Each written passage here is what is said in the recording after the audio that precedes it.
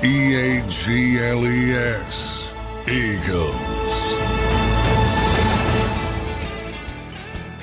Good morning, everybody. Welcome back to Birds 365, a Monday edition, July 8th, moving right along. Hope everybody had an amazing 4th of July. We are happy to be back here on the show. We had off Thursday and Friday, obviously, for the holiday for our country. So we were off on Thursday, Friday. Great to be back here with everybody on Birds 365. Johnny Mac, how you doing? How was your 4th of July, man? Good. Trying to get over a little bit of something sickness wise. So getting better, getting closer to 100%. As long as I'm 100% by July 23rd, I'm good. So we'll get there.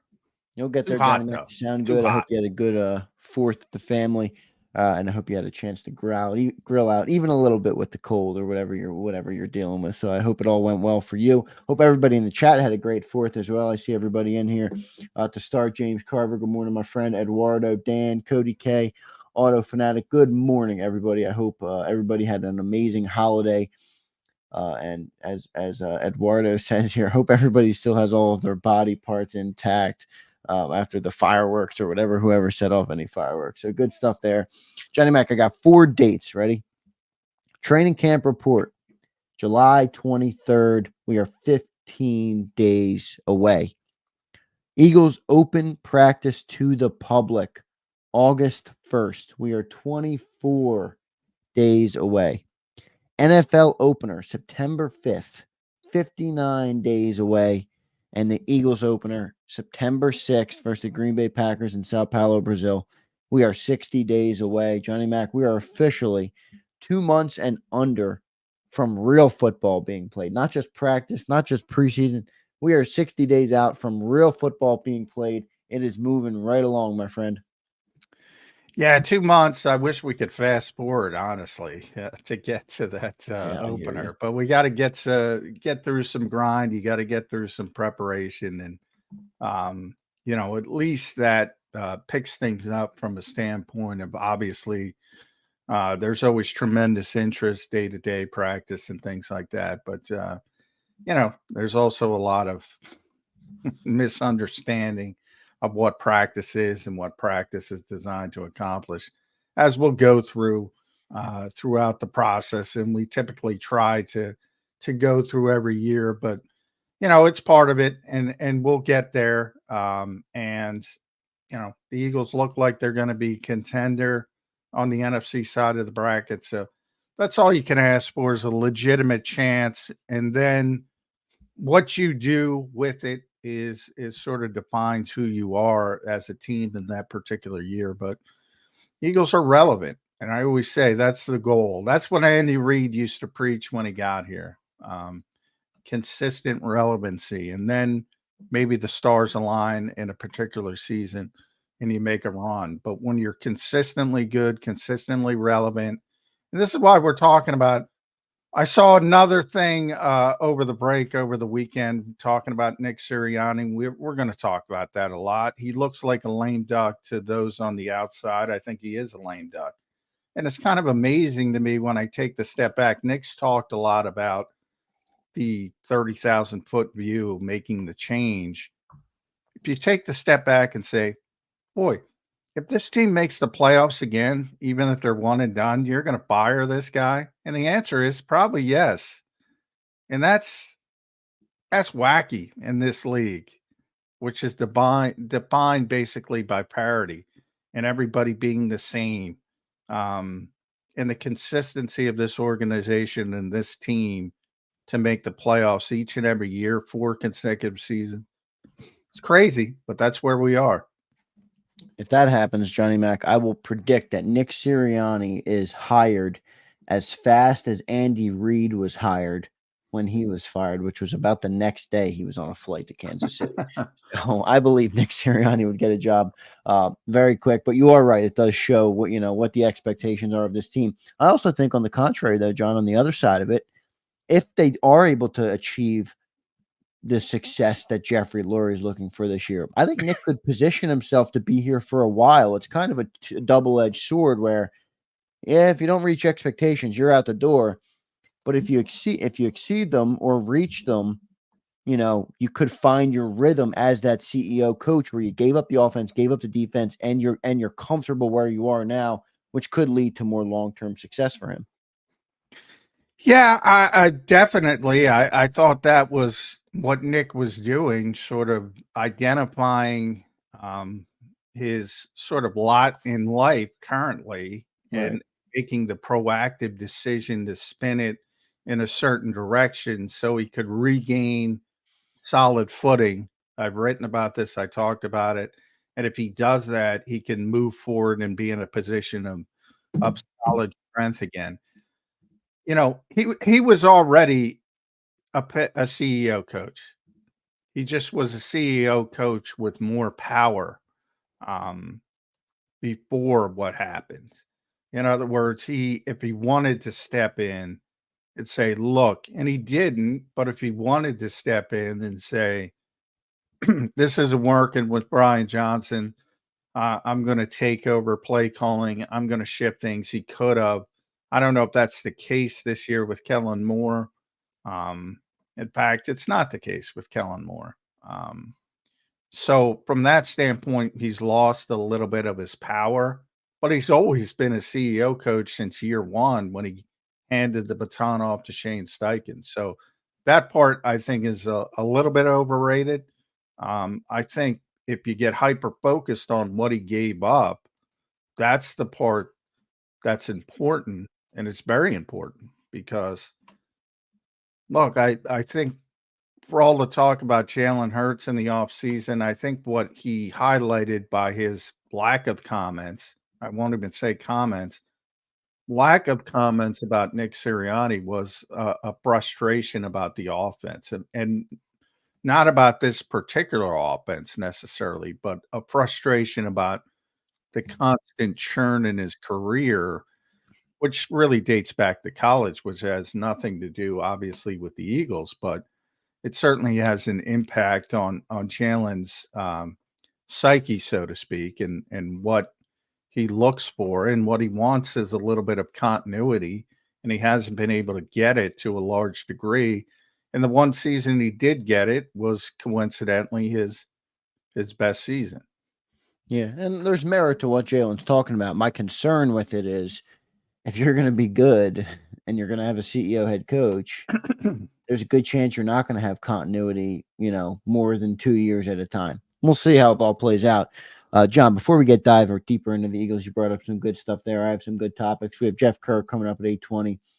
I don't want to start the show on a solemn note, but I do want to send our condolences up to Khyree Jackson, the NFL player who was killed over the weekend in a car crash, a Minnesota Vikings player. I don't know if anybody saw the story. If you didn't, it's a very sad story. I saw the photos of the car that came out, just really bad, really incredible to see. Even the car that it was just basically flat. It was a flat car, and all three passengers in his car were killed. He was in the front seat. So condolences to Khyree, condolences to his teammates, friends, family, anybody that knew Khyree or who he affected.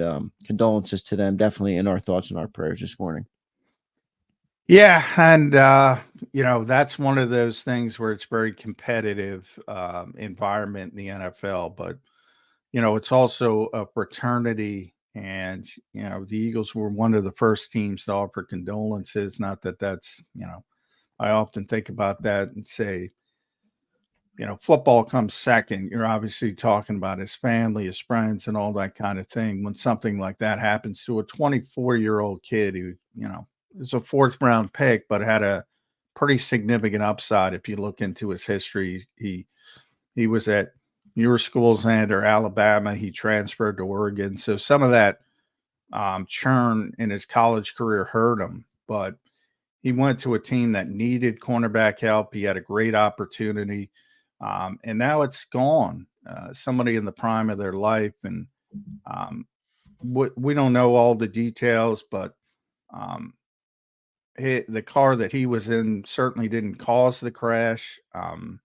And they lost their lives. So no matter what comes down, whether they were speeding or anything of that nature, doesn't matter to me. I mean, it's just sad when something like that happens to a young man in his prime who never gets to live his life. And by the way, the two other players in the car were football players. Two other people, two other victims. Yeah, Isaiah Hazel and Anthony Lighton were the two others in the car. Yeah, and the latter played at Penn State and Florida State. The driver played at Charlotte, I believe. So they were college football players as well. They were all high school teammates. And this is what you cringe when you're an NFL GM. I talk about it all the time. Now it can be negative, but it just could be an accident. And the fact that, I don't know how you cure. They're out at 3:30 in the morning. I don't know how you cure young people. I was out at 3:30 in the morning when I was young. I don't think you can legislate that, and that's exactly. Life, yeah. But you hold your breath and you say, "Boy, I hope nothing happens." And every year something happens, and unfortunately, this year the worst possible thing happened for the Vikings. And by the way, I covered the Vikings, and this happened. I always say my worst day covering the NFL. I was on the field when Corey Stringer died of heat stroke, essentially. Different era in the NFL. That death changed the way the NFL handled things. And I tell people today, even us as reporters weren't allowed to bring water on the field. It was a different time. Yeah. And people are like, what? And they don't believe it. Younger people. No, this is, they were trying to get these guys to be tough and fight through things. And yet, in hindsight, it's incredibly stupid. And it took something like that to change the whole philosophy of the industry. You think about nutrition and they didn't even give these guys water. And that's not that far long ago. And so that was one. And then Tony Sperano, if you remember him, passed away, a coach. And when that happens, boy, the Vikings aren't going to have a good season. I mean, it just devastates an organization, and it should, and it's really difficult to overcome. And it's just sad. It's just sad all around. It really is. It really is, Johnny Mac. Well said by you. I mean, John, the thing I think about with it is Khyree Jackson's 24, obviously. You talked about a guy going into the prime of his career. When I sit here on Birds 365, I'm the young one. I just turned 26 in May when I started hosting this show. Most of our chatters are probably older than me. Maybe a couple are younger. Maybe a couple are my age. You're an older. Most of our guests are older. Like, I'm the young one. And then I look at Khyree and I'm like, 24 years old, and he passed away. I can't fathom it sometimes. Sometimes I struggle with fathoming losing, life that early. It's just crazy to me. I view myself as my life's just beginning in a way.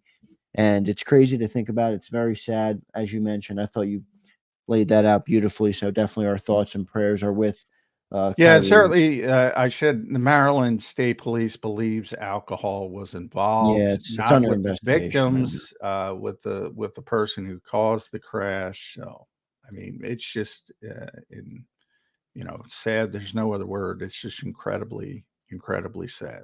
Yeah, and it's even more sad that the three victims were, didn't cause the crash, as you mentioned. The other, the woman who was driving, who's now under investigation, said to be speeding, potentially alcohol involved. We'll see how the investigation turns out. But I would urge anybody listening to always use caution when you're out on the road, to never drink and drive, and to be responsible adults. I mean, it's not about you, it's about the other people. And that woman who was driving, unfortunately, will have to live with this for the rest of her days. And that's tough thing, and it's a tough thing to lose somebody like that. So definitely a tough time, but I didn't want to start on that, but I did want to at least pay our condolences to him. It's a very sad time, and as you pointed out, the competitive aspect of it, which I know it's cold-hearted and it's tough to do it, but it is a reality.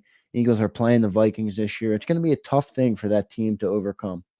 Yeah, and I've seen it firsthand, and it's just not. It's just, it's devastating, and football is about 57th on the list, but we're a football show. So I even get angered when some people say, well, you can't talk. I mean, all right, well, that's what we do here, unfortunately. Yeah. And I remember the toughest thing when Corey died, Corey Stringer was like, you're writing about the team every day. And at what point, at one point you had to write, it was Chris Lewinsky, he was going to take over for him. And at one point you had to write that story. Right. And everybody's incensed by it. It's a hard job. Get it. Yeah, I get it. But, what do you expect news people to do? That's, unfortunately, they're not going to stop the season.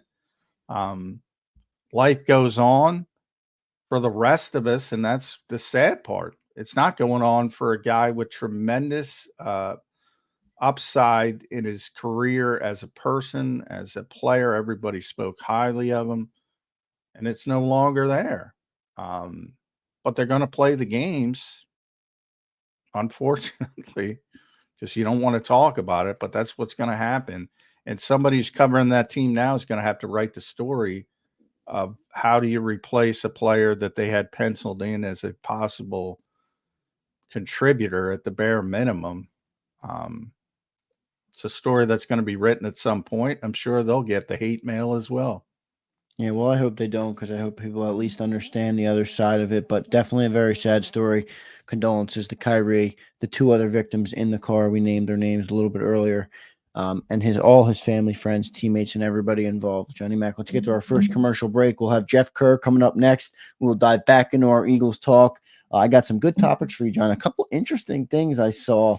I'm going to do breakout candidates. We'll do this in hour 2. We could talk maybe a little bit about it with Jeff, but I'm going to do this in hour 2, and Jeff is gone. Breakout candidates for 24. No, A.J. Brown cannot be a breakout candidate. He is breaking out already. So we will do guys that we think will take a type of step. He's broken out. He's not breaking out. Right, exactly. Yeah. And then also we'll do some players under 25. Well, the Eagles fell on a list at the bottom side of it. I don't really get how, but they did. And we'll talk about that in hour number 2. But coming up next, we'll have Jeff Kerr from CBS Sports. Get ready for Eagles training camp coming up in just 15 days, as I mentioned, guys. 15 days until they report for training camp. So right around the corner. Stay tuned, everybody, on Birds 365. If you missed any of today's show on the JAKIB Media channel, listen to the podcast on your way home. Available on YouTube, Apple, and Spotify.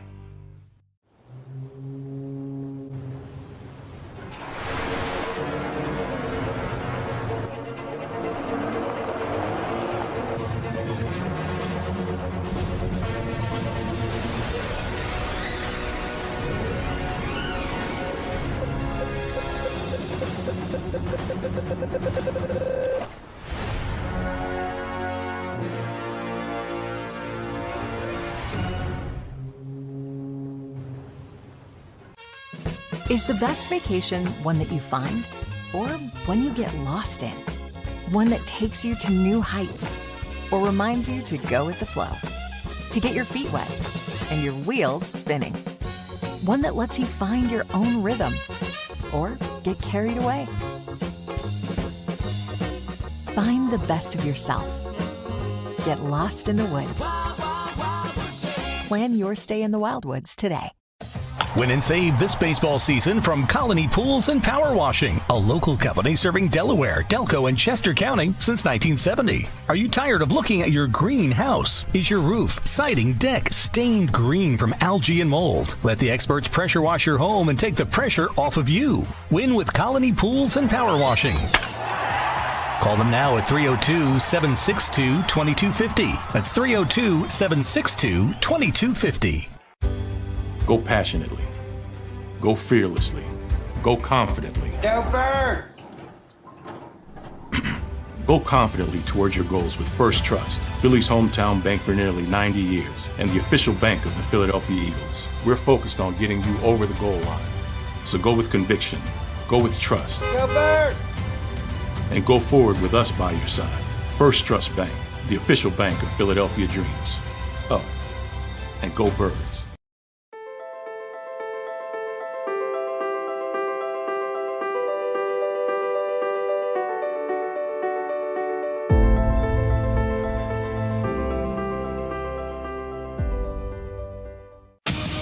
The greatest fans on earth. It's a bold statement, but would you expect anything less from Philadelphia? 58 years of heartache creates a toughness, a grit, a resolve not found in most. Sure, our prayers were answered, but now that we've had a taste, we're looking for more. Pondley Hockey, official partner of the Philadelphia Eagles. EAGLES, Eagles.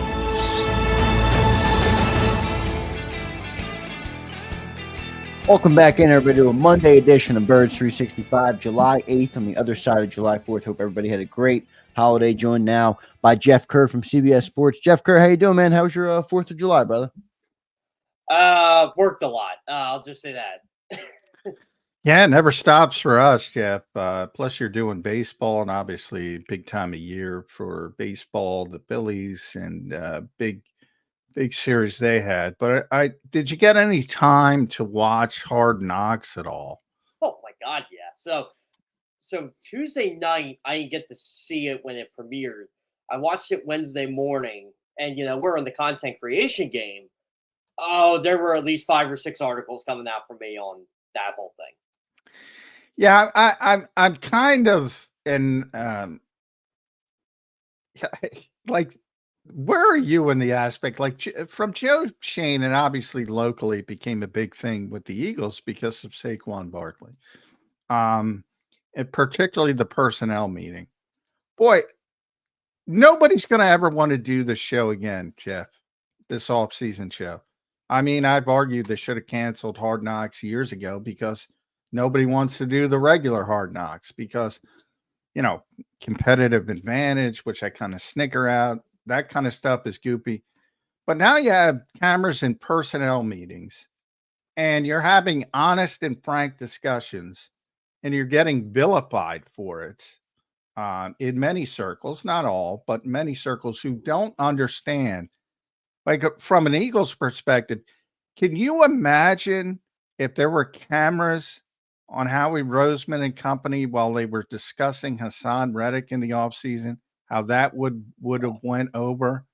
I mean, Hassan Reddick would have been all over Twitter like A.J. Brown was over the Saquon Barkley comments.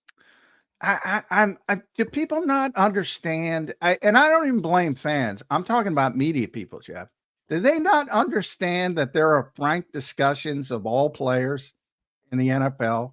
Because it's ironic to me, and I'm not going to single people out, but you can certainly figure out one nationally at least. Dave Gettleman used to be the butt of jokes for drafting Saquon number 2 overall. And now you have Joe Shane making, to be perfectly honest, for the New York Giants, which, by the way, yes, is a different decision than perhaps the Philadelphia Eagles. So because it's a good decision to move on from Saquon Barkley by the New York Giants doesn't mean it's a bad decision by the Eagles for signing him. They're in different sort of cycles. The Eagles, legitimate contender. Giants are obviously rebuilding. Why do people not see this? I think everything's hindsight's 2020, right, John? And to me, I actually thought one of the funny. I chuckled at this moment. Do you remember when they were evaluating running backs and DeAndre Swift came up and Brandon Brown's like, "Oh yeah, good luck getting him out of Philly," or if he would have talked to John McMullen and Jeff Kerr, we could have told him, "You do know you can get him. He's not exactly happy with his current situation right now, and you can get him for the price that. Oh, by the way, you were right on $8 million a year." So. Yeah. People seem to ignore that aspect of it too. Like I thought it was a really good episode. I thought it was very informative. But you're right. It just seems like, you can't be mean to these players. What do you mean you can't be mean to them? They make millions and millions of dollars. And by the way, they're not being mean. No, not at all. It's an honest evaluation. Like, yeah. I mean, look. Thanks for giving A.J. Brown fodder, I guess. But A.J. Brown doesn't get that fodder if that episode doesn't air, so no one's ever going to do it. Yeah, well, they're going to be forced, but nobody's going to want to do it. The NFL forces people to do the regular Hard Knocks now because they have to, and ultimately, if they want to keep this one going, the off-season one, they're going to have to force people right away. Because I'm telling you, Jeff, nobody is going to want their conversations on video if people are going to take it this way. And by the way, even players, I'm not even criticizing AJ because players are different from the perspective of, obviously it's very personal to them. And I get it from their perspective, and I'm criticizing my own media people got to know better. I mean, these conversations happen all the time. You know, the Eagles are having conversations about Jalen Hurts that they don't want out there. You know what's frustrating, John? We're not even like criticizing like people we know in the media. It's people that are supposedly these well-respected national analysts who are the quote-unquote smartest people in the room, and they don't know this. Well, what do you think happens in these meetings? Yeah, it really was a head shaker for me. I'm like, what exactly? What do you think they're talking about? Everything's lollipops and, you know, the dandelions and roses. I mean, what are you talking about? They won, you know, what, 30%, 35% of their games with Saquon Barkley? They were 6-11 last season. Do you think it's going to be a great conversation? I don't get it. Yeah. By the way, I thought the Giants GM was right about it. No, he was about it. He was right. For that circumstance, he's right. And he said, look, Patrick Mahomes couldn't be successful with our offensive line. By the way, that was a quote. That was a quote. Yeah. We got to get skill position players, and they, you know, maybe they finally have a receiver. You know, for them, a $12-13 million running back is a luxury. For the Eagles, they did play a poker game with that because they didn't bank on anyone actually paying him $12 million, and it turned out it was their division. That's what made that episode so compelling, I thought. Yeah, and that's where everybody went, because he had the quote. Joe had the quote of, you know, we're not paying a $40 million quarterback to hand off to a $12 million running back or something. Paraphrasing. Yeah, that's pretty much what it was. Yeah, and everybody immediately jumped on. Well, the Eagles are paying a $51 million quarterback to hand off to a $12-13 million running back. And I'm like, come on, guys. It's not the same circumstance. Yeah. It's not. Like, the Giants are in a much different position than the Eagles are in. We just have to be realistic on that. It's same with Washington, right? If Washington signs him for that money, that's a great deal for them because they got a running back. Oh, by the way, your quarterback's on a rookie deal, and you're pairing him with a Jane Daniels, for example. I just wish, and again, this, not criticizing fans here, I just think this is social media in general. Not every team is the same as your team. Stop. Exactly. Watch more than your football team. You will learn some things. Yes. Agreed. Yeah, definitely. Good point, Jeff. As we're talking about Saquon Barkley, he's now here in Philly. What's your just real quick? I know we've talked about it before, but as we get closer to camp, what's your inkling on the kind of impact he'll have on the team here? Obviously, you know, one man's trash is another man's treasure, is what they say. Well, Giants let him go and we pick him up. What do you think he does here in Philly? I mean, I think he's going to have a good 2 years here, personally. Like, do I think he's going to be this all-world, you know, Saquon Barkley that a lot of people may have remembered from Penn State in his early years with the Giants? No, I don't, but it's not like he's a bad player. He's a tremendous upgrade over what they had last year.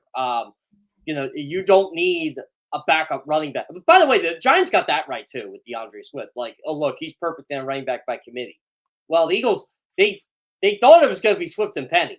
Obviously, Rashad Penny didn't pan out. And then they tried to do the Swift Kenny Gainwell thing, and it didn't help out DeAndre Swift. So left DeAndre Swift on an island. Well, now you can have that island because you have Saquon Barkley as long as he's healthy. Look, I like what Barkley brings to them. I think that's a guy that he's not going to be the focal point. You got AJ Brown, you got Devonta Smith. Guys like Saquon Barkley are just you know, I treat Saquon Barkley as kind of like he's a Kyle Schwarber type player. Yeah, I'm using a baseball analogy here, but like, you know, the Phillies have Bryce Harper, you got Trey Turner, you got JT Realmuto, then you got Saquon Barkley, who pretty much is going to be like an option, but he's still a good player. He still could be a Pro Bowl or an All Pro. You got one of the better running backs in football. I'm just curious to see how they use him. Yeah, I think that's going to be the most interesting part. And, you know, they've had good receiving backs before. They haven't utilized them. So in a lot of ways, I think it requires a sort of readjustment from the offense and forcing it to a certain degree. If that's the case, you know, maybe Kellen Moore's the guy who can do that. But that to me is the bigger question. Not can Saquon do it, because he can do it at a level that can help you. He's not going to be the third receiver, as some nut jobs think, but he's a good receiver out of the backfield. But so is DeAndre Swift, so is Kenny Gainwell, who's still here. It requires an adjustment from the offense. And is that a good thing? Do you want to make that adjustment? The bigger question. You should. By the way, when I was doing some evaluations of DeAndre Swift last week, just because of the Hard Knocks episode, I knew he didn't have his normal 50, 60 catches. But I looked at the targets, and I'm like, I knew the Eagles didn't use that guy right, but I thought they did an injustice to DeAndre Swift last year by not giving him the football in terms of in the passing game. Like, that's his strength, and you just did not use it. No, they did. Remember week 1, they had him lining up with the receivers in preparation before the Patriots game? And I do remember that. Yeah, I remember you and I were watching that. Yeah. We're like, whoa, what's going on here? They're trying to fool Bill Belichick, and we all dutifully reported it like we were all were on the phone Russian propaganda, like the morons we are. And I'm criticizing myself amongst them. It turned out to be nothing, just gamesmanship. And, you know, maybe that's okay for 1 week, but it turned out to be nothing for the entire year, which is concerns me, because we know he's a good receiving back from his time in Detroit. We know it. We saw it. And they didn't use it. Now, why did they use it? Is it because Nick Sirianni's an idiot, which people want to lean on? Or is it because the quarterback isn't comfortable or doesn't want to use it? That's $1 million. That's a $51 million question. Honestly, and he's never really focused on throwing to running backs. This is why the whole Brian Johnson Washington thing fascinates me so much, because you brought up back in like Austin Eckler, who, again, he's like DeAndre Swift. That's his strength, and they're combining his philosophies with Cliff Kingsbury's philosophies. And I want to see how they use Eckler in Washington, because they didn't do it with DeAndre Swift here. And Brian Johnson was the whipping boy for it. And Nick Sirianni just kept saying, it's my offense, it's my offense, it's my offense. Well, does your offense revolve passing to the running back? Or it's a fair question, John. Well, it did in Indianapolis. It did in Indianapolis with Phillip Rivers as the quarterback. And that's been my point from the start. Nyheim Hines caught 60-something receptions in that year. Jonathan Taylor was over 30. So you're talking about a combined 90 plus from the two running backs. And they didn't have a receiver either to throw the ball. I guess they had. What, they had Pittman his last year?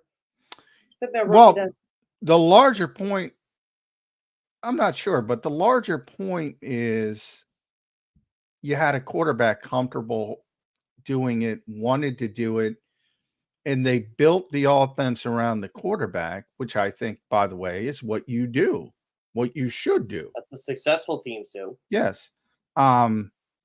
My question is, do you want to build it around this particular quarterback? I'm not sure I do. So I'm not sure I disagree with the Eagles, the Nick Sirianni, Shane Steichen, Brian Johnson Eagles. I'm not sure I want to pound the square peg in the round hole here. Give me Phillip Rivers. Yeah, I'm all, throw it to Saquon 70 times. I'd be all on board. Yeah, by all means. And maybe that's what the DeAndre Swift thing was about, square peg, round hole. It's Saquon Barkley doesn't need to catch the football to be effective.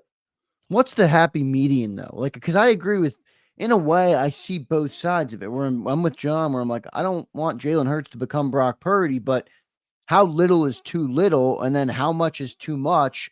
What's the gray area there on just trying to add it to his repertoire to make him a little better? I'm not trying to turn him into a quarterback that only that throws to running backs all over the place, but is what he's done to this point too little? Is that fair to say? I'll take that one, John. Say it again. I thought Jeff was jumping in. No, I was just saying, how much is too much or how little is too little? What's the happy medium with getting the running back into the running game?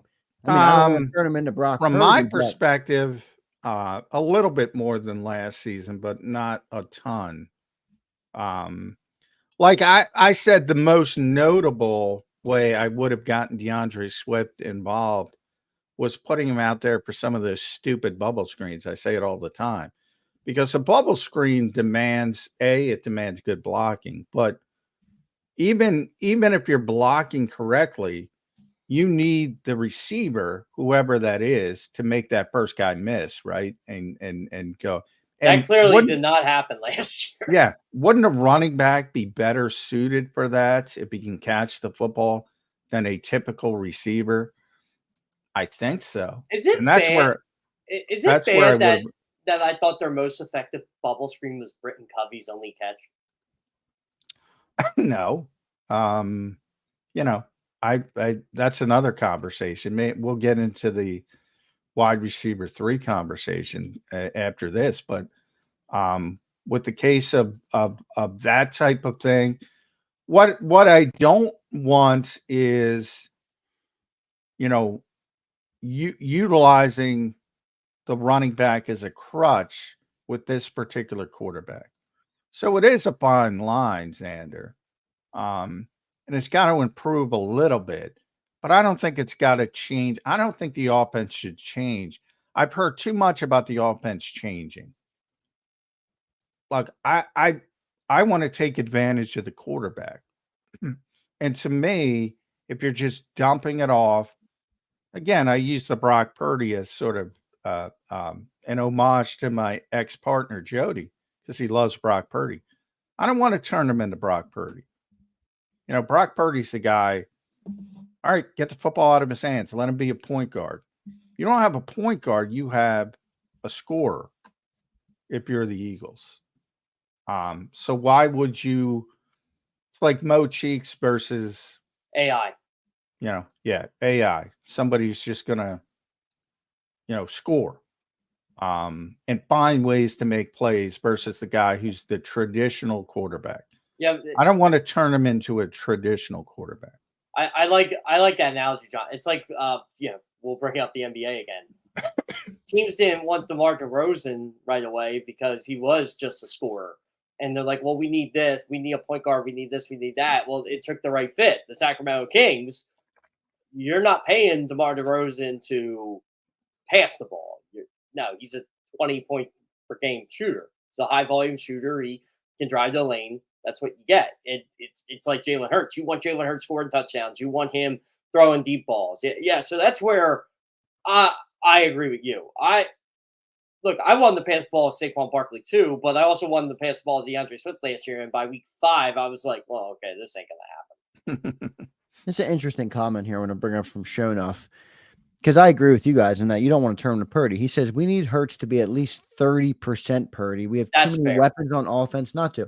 I think that's a good point. I don't think you want to turn him into Purdy, but every once in a while, playing that style of play is not a bad thing when you have A.J. Brown, Devontae Smith, Dallas Goedert, Saquon Barkley, and all these. Has A.J. Brown not been effective with Jalen Hurts? Has Devontae Smith not been effective? Oh, that's why they got paid, because what did that get you last year, John? I mean, Yeah, but I think people are being overreactionary to the collapse, which I know is difficult, but I'll be overreactionary on the defensive side of the ball to the collapse. Yeah, exactly. I think it still had more to do with the defense. Not to say the offense played well, because they didn't. But I still think it had more to do with the defense, number one. But I think it's ironic because obviously the offense is still much better than the defense on paper for this team. but I think everybody's less concerned about the defense because they put more value on coaching than they should. Not that Bick isn't a very good coach, because he's a very good coach, but the players play. Everybody says it. Bick was the first one to say it. You know, give me good players first and foremost. They're the guys out there performing. And these offensive players that people are talking about have already performed at a very high level with Jalen Hurts, winning 29 of 32 games at one point. Like, why isn't that's the larger sample size? Why aren't you where I agree with people, and I agree with the commenter? I don't want to put 20, 30% more Purdy, because I think, you know, what does that even mean? But I think you try to evolve the quarterback in his weaknesses, and you try to get him better at certain things. And that's where I want Jalen Hurts. I want him to get a little bit better at getting the football out of his hands quicker in certain situations, a little bit better on maybe taking what's there, dumping it off to the running back, but not drastically changing his mindset or his game. I think what's tough about this all season is where you put a positive or negative spin, and this is every team, by the way, on the quarterback, it's going to get engagement. Is Jalen Hurts a leader? Can Jalen Hurts replicate 2022? It just seems to be the same thing. My only qualm with Jalen Hurts this whole summer is you were at the Devonta Smith softball game and you had a chance to just kill everything, and you didn't do it. And that's fine. You don't want to give in to the rat poison, but don't be upset. He probably isn't anyway, but you know, you can't be upset when you're going to get 10 of these questions on the first day you speak to the media at training camp, when you could have avoided all 10 just by, hey, look, you know, I just blanked. And that's why the Eagles were disappointed. Yeah. I mean, Jalen Hurts might not care. Bob Lang does. That's for sure. He's got to weather the storm. Unnecessary controversy. Yeah. That's all. That's all it is. And by the way, at the same softball game, Devontae was asked the question, handled it beautifully. He's like, oh, he's doing a great job. Yeah. I don't think the Eagles are any disappointed in anything Devonta Smith does. Yeah, he put on like a small master class on how to answer that question, which was pretty funny. But, Let me go to this. by the way, John, that would be a Hard Knocks I would watch. A team's the softball game? No, no. I would love to watch the conversation between PR and the player before they go out there and talk to us. That would be the greatest Hard Knocks of all time. Because we all know, but that'd be sweet. The Eagles would be a great franchise in general for a Hard Knocks. I don't know if they'll ever grant it. Maybe they'll be forced into it. But all or nothing, but it wasn't Hard Knocks. Yeah, no. Yeah, they did the Amazon. The Amazon show, one, Jeff. Yeah, they did the Amazon. That was the Amazon one. Yeah, that was 2018. Yeah, which basically was a bunch of WYP clips around. It was. If you like listening to the morning, a highlight combination of the morning, afternoon, and evening show. Yeah, you liked All or Nothing. Let me hit this super chat real quick. Our buddy Prince drops us $5. Prince, thank you, man. Appreciate you being in the chat. Appreciate everybody in the chat. Drop a like if you guys are watching and enjoying the show. Prince says Nick doesn't know how to build a scheme that fits Jalen's skill set. Hence, John keeps mentioning Rivers. Shane was able to last 7 games. Nick built a damn scheme. Yeah, I don't know it's about Nick's that scheme. Yeah, it was Nick's offense in 22. Yeah. It was Nick's offense in 23. Nothing changed there. Yeah. Is that where play calling does come into it though? Because John, I'm with you where it's like we don't judge play calling, we judge the results. But is there an element there where the coach's job is to put players in positions to succeed? And was that missing in those last 7 games? I know Jalen didn't play great. Nobody played great last year in the last 7 games. But was there a lack of coaching that failed to put them in the right positions to succeed? Well, I think if you want to criticize the coaching, I think you criticize the teaching aspect of the coaching. I do think Shane has a better feel than Nick or Brian. Well, that's why he's a head coach. Yeah, a good one, by the way. Yeah. Well, as a play caller, I'm talking about, Yeah. and that's a different job than a head coach, because I say it all the time. Kyle's the best play caller in the NFL, but it's not the best head coach in the NFL. because he screws up some things because he's so bogged down with play calling.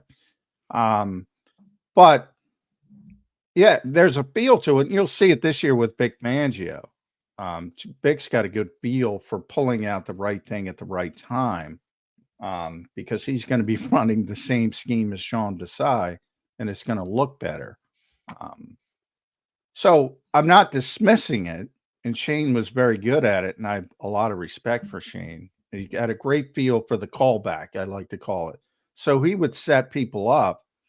He would show maybe bubble screen. I always go back to the Zach Pascal touchdown. There were, you probably remember it because there weren't a lot. Yeah. So Zach Pascal was a blocking receiver, and they ran twice. They ran bubble screen. And obviously the third time when they went for it in a big situation, he faked the block, and obviously everybody jumps it because it's Zach stinking Pascal. And all of a sudden he's behind the whole defense for an easy touchdown. He had a great feel for that kind of stuff. Now, again, the Gardner Minshew game when he threw the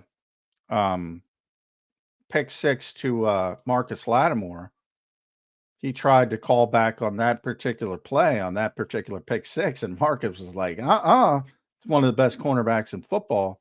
And all of a sudden you get paid like one. He already got paid. He's going to get paid. Yeah, he's a great player, and he knew what was coming, and Shane got bit by it. So it's always sort of cat and mouse game, but overall Shane's very good at it.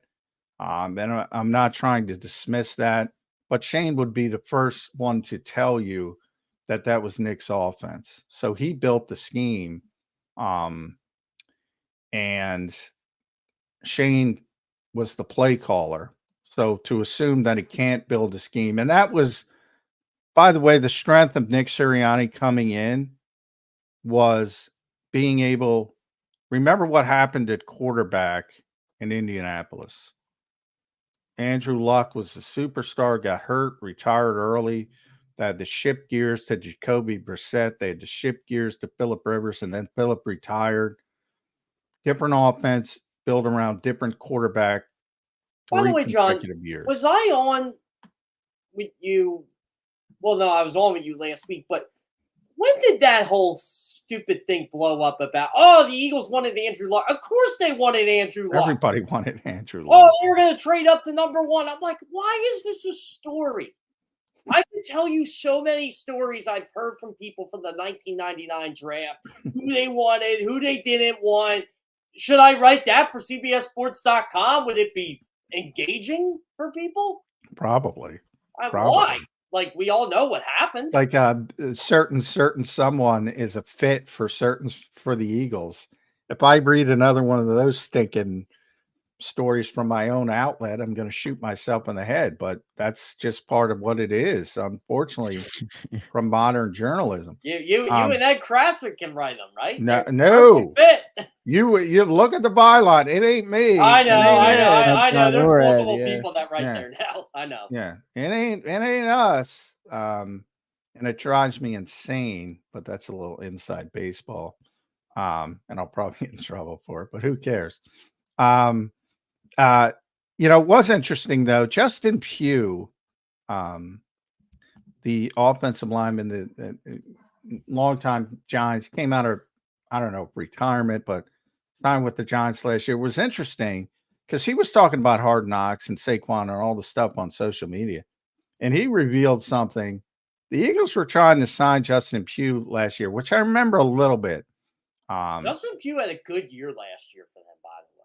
Yeah, he's a solid player. Obviously, he's aging. But it was when Cam Jurgens was hurt with, wasn't the pec. What did he have first, Jeff? Foot injury, I think. Yeah, it was the foot injury because it definitely wasn't when he had the pec. Yeah, so it was when he missed 5 games with the foot injury. And the Eagles were trying to sign Justin Pugh when they were 7-0. And he had a strong loyalty to the Giants. It's interesting because he grew up an Eagles fan from the area, but obviously the Giants made him a first-round pick. Played there for 4 or 5 years. Then he went to Arizona, but he had tremendous loyalty to the Giants, signed with the Giants, could have signed with the Eagles. I thought it was interesting because it was a clear indication that the Eagles weren't happy with Suo Opeta or Tyler Steen, and they were trying to bring in a guy they knew that could play. John, what were your thoughts on Suo Opeta? I always liked the guy personally, but I'm like, I just don't think he has it to play every day on Sunday. Tremendous guy. Yeah. Looks like he will kill you, and is the nicest guy in the world. He is he'd be a great movie villain. He actually would, yeah. He's got an intimidating look, but he's the nicest guy in the world.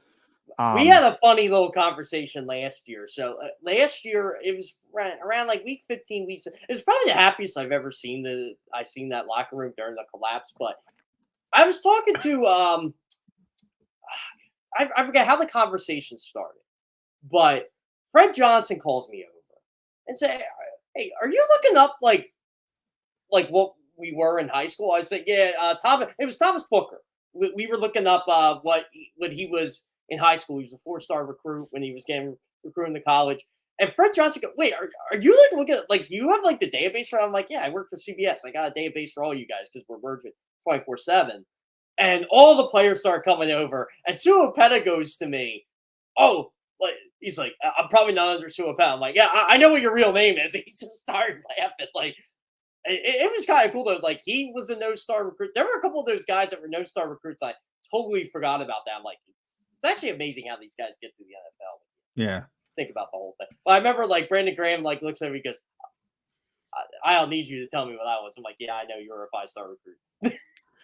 How do you pronounce it? It's Iosua, but it's spelled that way. I think that's actually how you say it. I just spelled it like because I knew like it wasn't Suo Opeta. But by the way, check out Weber State. Sua's from Weber State. Check out the strength numbers of the Weber State prospects. Is it I don't Weber know what they're doing. Is it not Weber State? Weber? I thought it was Weber. It might be Weber. It is spelled, I guess, Weber. Yeah. I don't know. Do we have to ask Damian Lillard? Should we give him a call? Yeah. Get Dame on here, Jeff. Yeah. But either way, there's a handful of guys from Weber, whatever. It's Weber. Joey B says it's Weber. I trust our man Joey B. Yeah, Weber. That's what I did. So I'm gonna. All right, I should have trusted. Sorry, myself. John. I Thanks, jumped Joey. in. I thought it was Weber. Thanks, Joey. Check it out, Jeff. They're all monsters. They all have these ridiculous bench press records. Sua, I think, put up like 40 reps at 225. I do remember that at the combine. I'm like, where did this guy come from? Never heard of him. They're all, I don't know what they're doing out in Weber State, which is in Utah, I believe. Well, that's it. It's in Utah. Yeah. You know what they do out there. They hunt, they fish, and they lift. Yeah. It is unbelievable, though. It is unbelievable. So I'm always one of those guys when I go visit a state. I'm really good at knowing state names. And when I was in Utah for the first time, I'm like, why are you guys called the Beehive State? Like, seriously, why are you? And no one could give me an answer. I'm like, do you guys like have a lot of bees or something? Like you got beekeepers? Like no one could give me an answer on why it's called this. And they're like, well, what state are you from? Like Pennsylvania. And they're like, why are you called the Keystone State? Obviously, I give the answer, but you guys can't tell me why your state name isn't this. Like, John's the Garden State, New Jersey. The Garden State. Some of the best gardens. There's a lot of gardens. There are no gardens. There's a lot of gardens in New Jersey. That in between the factories bring out toxic gas. Drive up the turnpike going to New York. There's plenty of gardens there. Yeah. It should be the rest stops. Don't open the window, though. John, I got a super chat address to you. I want to hit it real quick from our buddy Prince. Drops us another 5. He's pushing back. He says, John, why weren't they able to make adjustments in the last 2 months? We went into the playoff with the same scheme and no adjustment.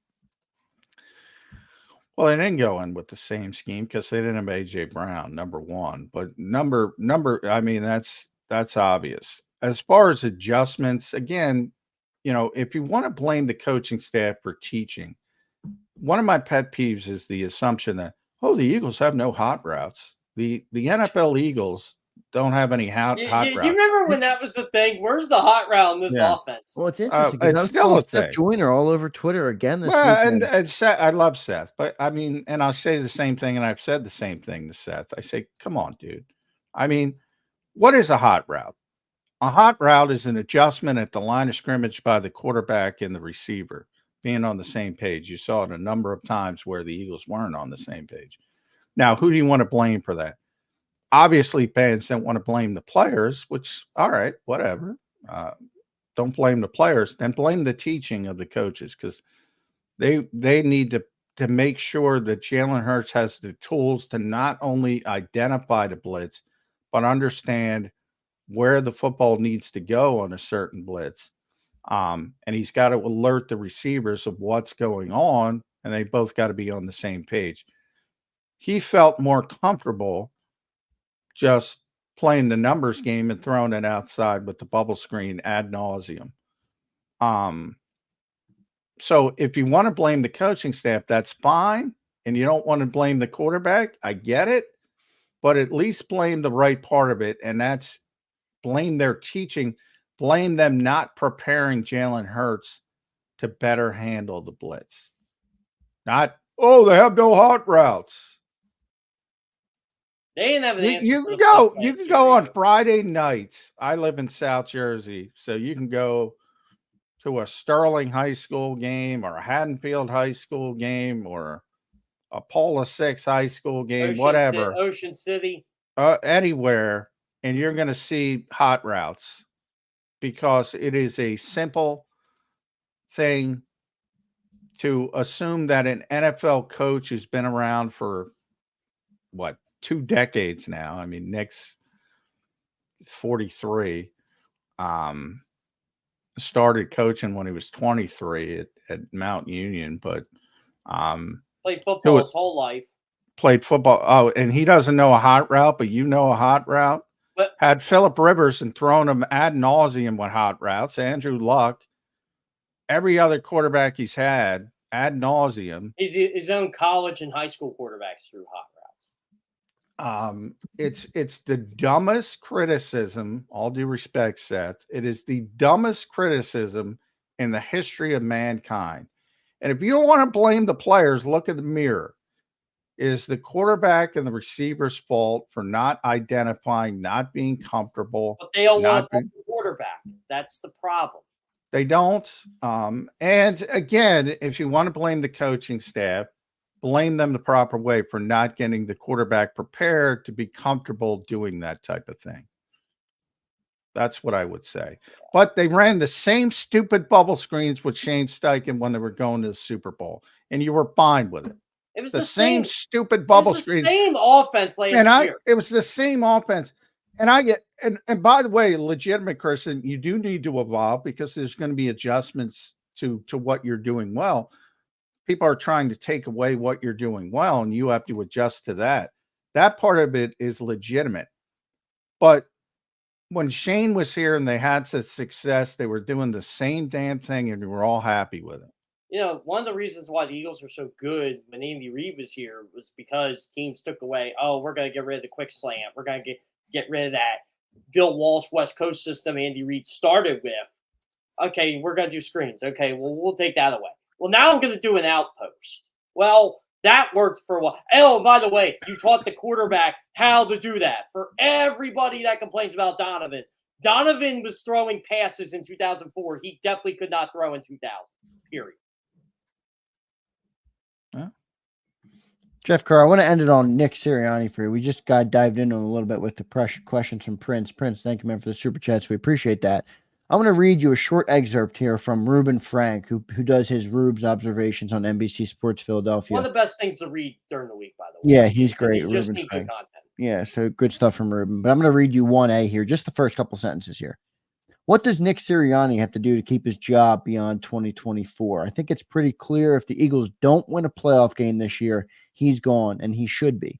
Because if the Eagles lose in the wild card round or don't make the playoffs, then you're looking at a team that reached a Super Bowl in 22, finished 2023 with a 1-6 record and a blowout playoff loss, and then failed to advance in the postseason again in 2024. that's a trajectory Sirianni wouldn't be able to survive. What do you think of Nick Sirianni coming into the year? Jeff Kerr, is he a lame duck? What does he have to do to keep his job here in Philly? I think he has to win at least the playoff game. I mean, you agree? There's high expectations here. Like, look, if they're the 1 seed and losing the divisional round, maybe, but I think he still would have to go to a conference championship game. Like, well, I think if they're the 1 seed and they lose, then yeah, you're done. Now, what if you're the 7 seed and you take whomever? You beat the 2. Yeah.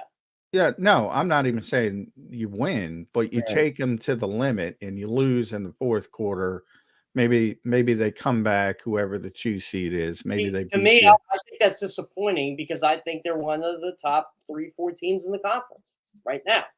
Yeah, I do think the way it ends, though, to John's point, is going to be important for how this plays out. Like if you lose a nail biter in the playoffs, or there's ways to justify that. If you go out limping like I just think people are so dismissive, and I'm not picking on Rube, and Jeff agrees with him. Most people agree with him. 4 playoff appearances in a row in the modern NFL, and you're going to say, "Oh, it's obvious. This guy's got to go."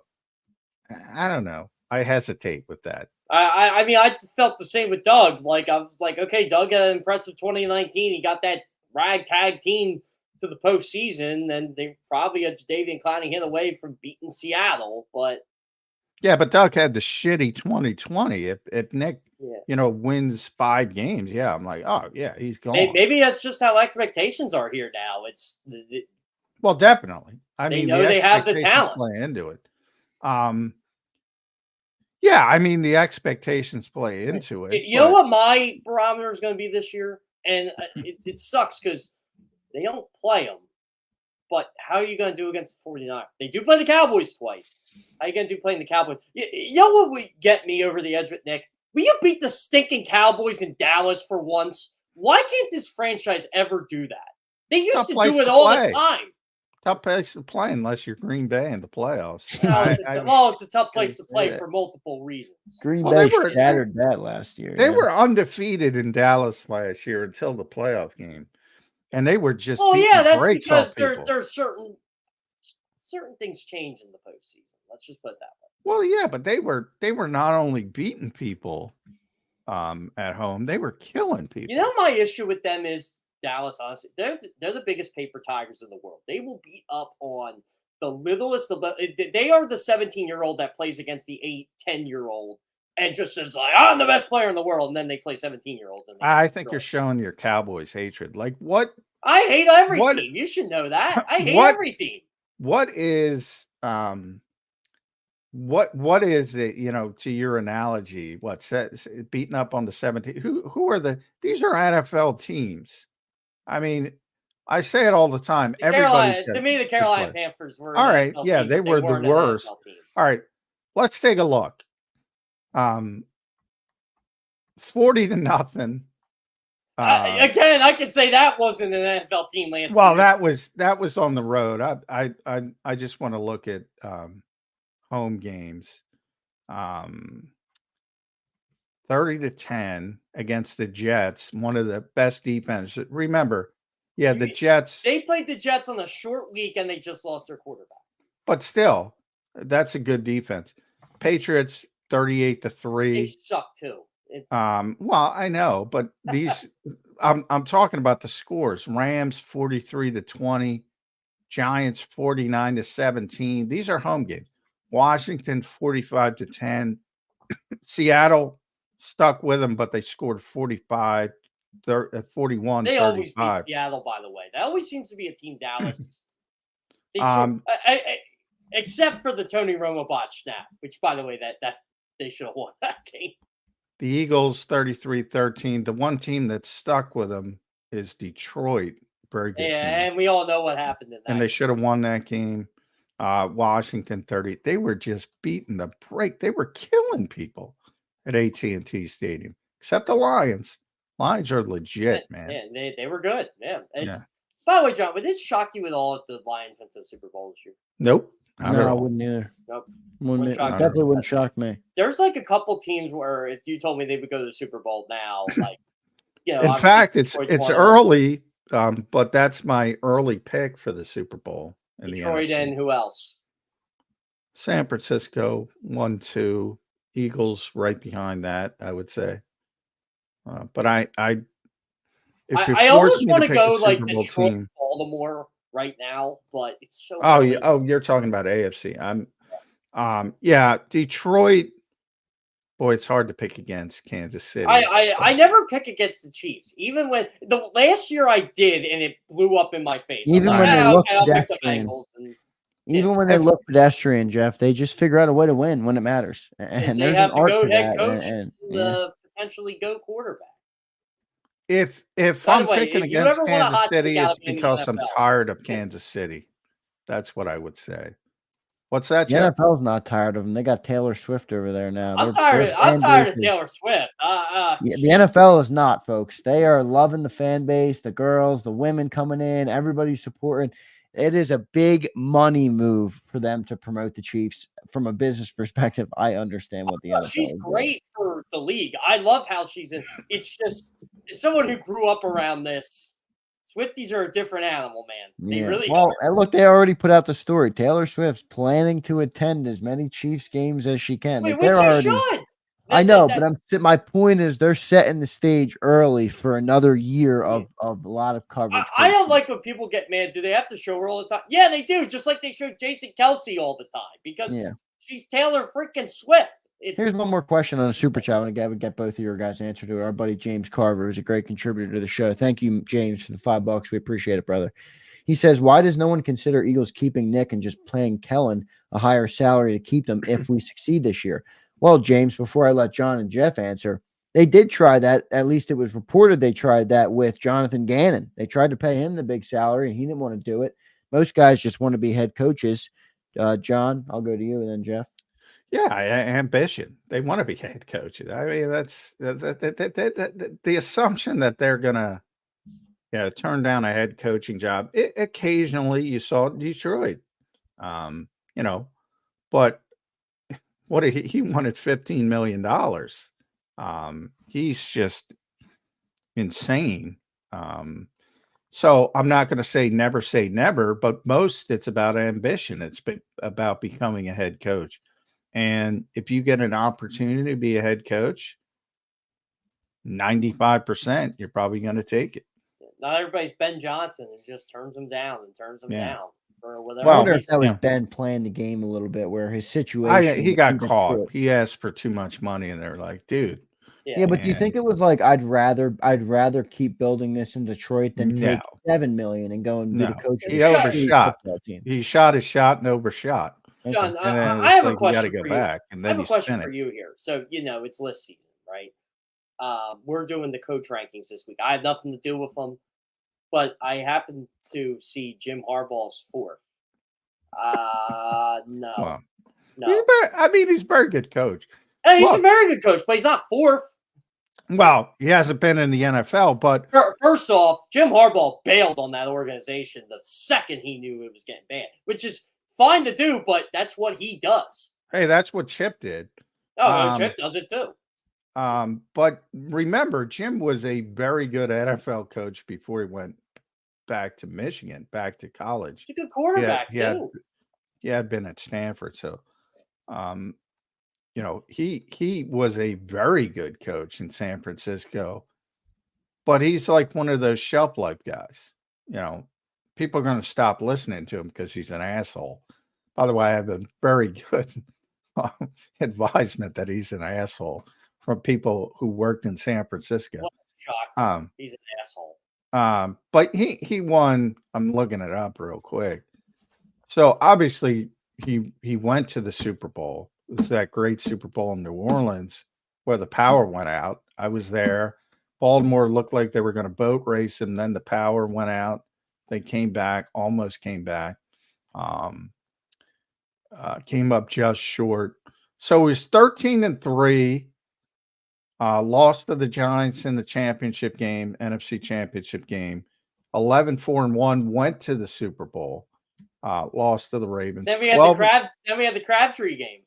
Yeah, 12-4. Yeah, lost to the Seahawks in the NFC Championship game. So you're talking 3 consecutive years where he at least made it to the NFC Championship game. And then he had an 8-8 season. 44-19-1, 6-9, almost 700 winning percentage. He was a very good NFL coach. But you probably are going to have a short shelf life.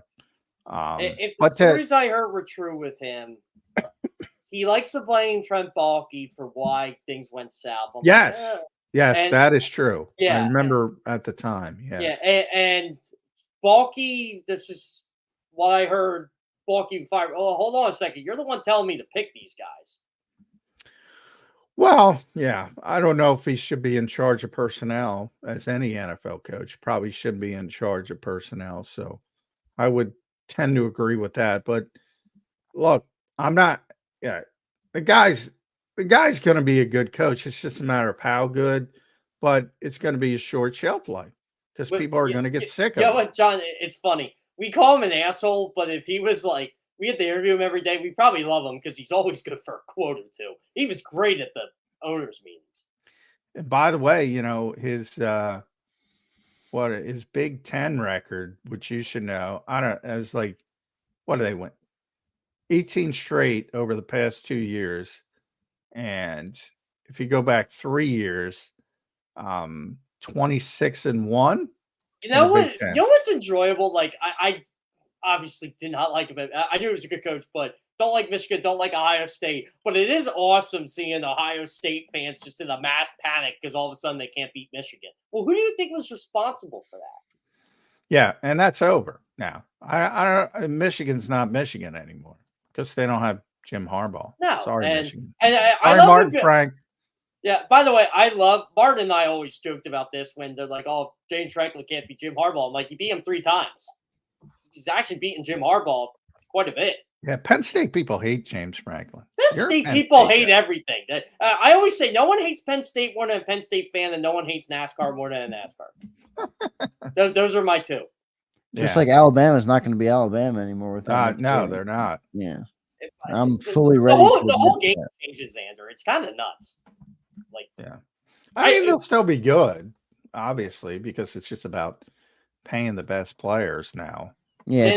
Are you running to the shelves Friday to get EA Sports College Football? I'm not a video game player at all, Jeff Kerr. I never was. Even as a kid, what's that? I was going to challenge you. Yeah, well, you would probably put the work in on me. I'm not a video game player. I never was a big video game player. Neither am I. Yeah, which doesn't surprise people, but you what a shocker! John McMullen doesn't like fun. But well, I like fun. I just find certain things that are completely not. Well, I think Kratz and I found out what your version of fun is. Well, yeah, fun things, adult fun things, not goopy kids things. I grew up a long time ago, and there's but you can connect with players over video games. They love that shit. Oh, they do. It's fun. You ever want to get into a conversation with somebody, just bring up their Madden rating. I'm like, I don't even know what your Madden rating is. Why do you know it? Oh, that is the biggest thing. That it's amazing how much they care about that, how meaningless it is, and how much they care about it. Here's a funny story, John. So Alex Van Pelt, who is the offensive coordinator in Cleveland now? I always forget. I believe so. Yeah. So like I talked to him back when he was a quarterback coach. I'm like, yeah, you have 51 rating in Madden and like Madden 2000. He's like, yeah, I'm well aware. I'm like, just bring it up to people, and they remember that stuff. I bet you Slade knows his Madden rating every single year. He is in New England now, Alex, man. They all do, Jeff. It's a cultural thing in a way. I look, I don't play it, but I don't mind anybody that does. I have no problem with it. I think it's cool, but it's a cultural thing, John. Like that, there's a bunch of fans who play the game and they're like, "Oh, this guy's a 70 on Madden. He must suck." And then they don't become a fan versus one guy's at 90 and it's like, "Oh, wow, this guy can play. Let me get him the ball." Well, I mean, that's a poor way to decide who's I know it is. But that's how they do it, especially on social media. That's fine. I mean, you can do whatever you want, but it's a it's a poor way to decide who's a good One of and my bad favorite player. stories, like of just being an assistant coach over the years, was, "What do you think my rating would be in NBA 2K?" And I was like 3, and he's like 3. I'm like, "Yeah, you can't catch, can't shoot, you can't do anything. Why would I want to play with you?" Oh, by the way, I'm the guy coaching you, and like the whole team just started laughing.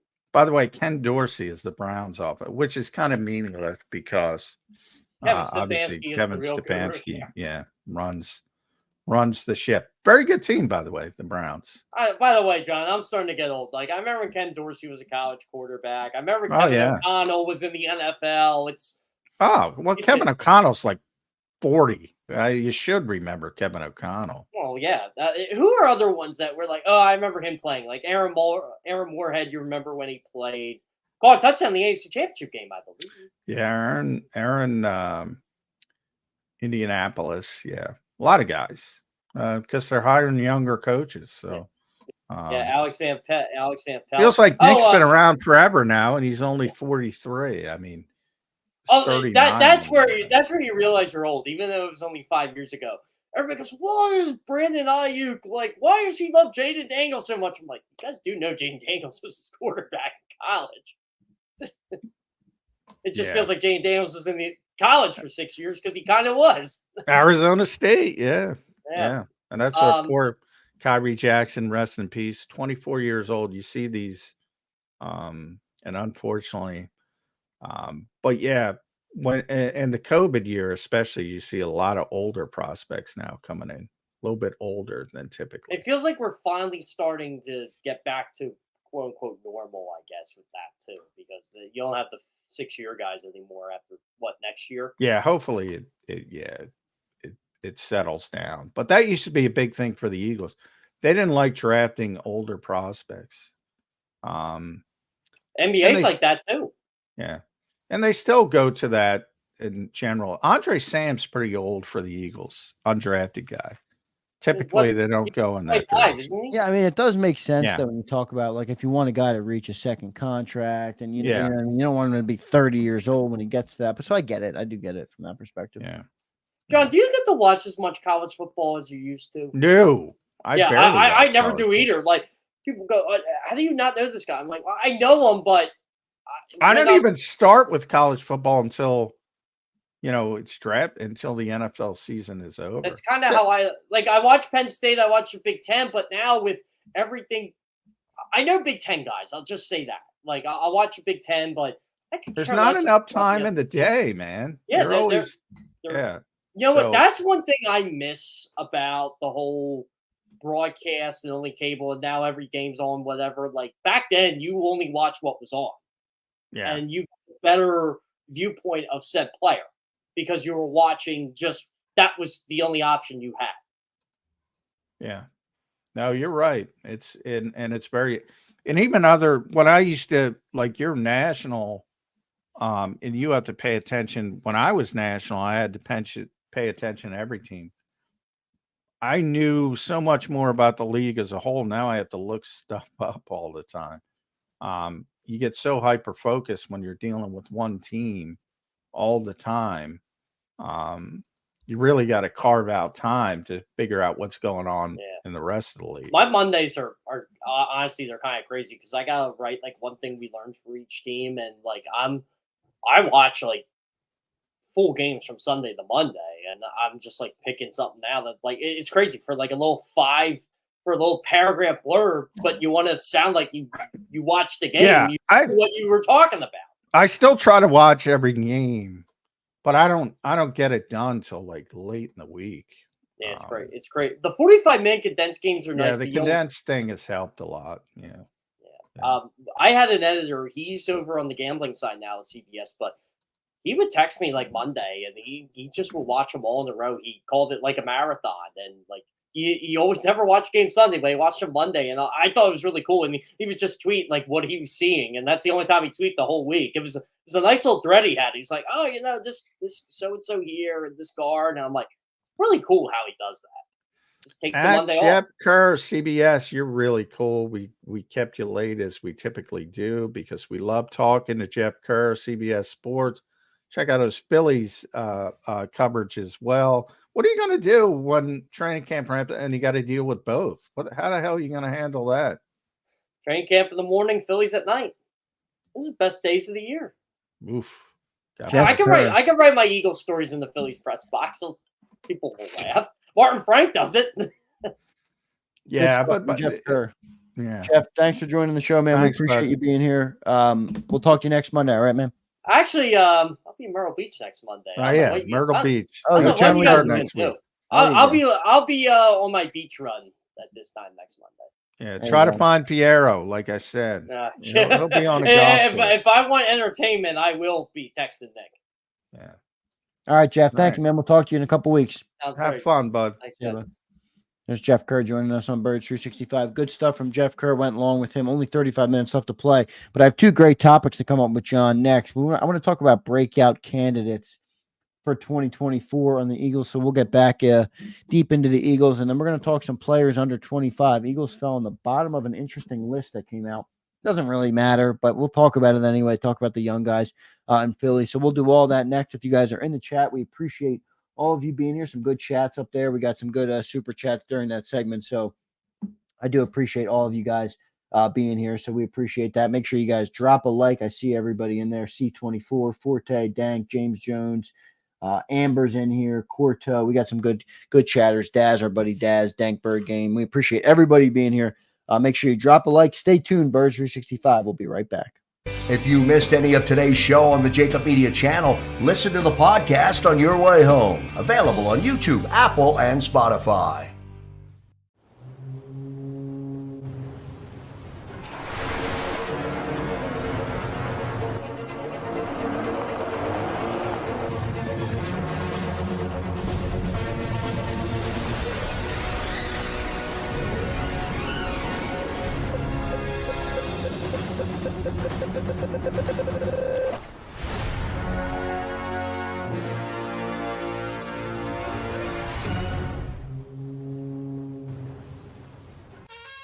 Is the best vacation one that you find or one you get lost in?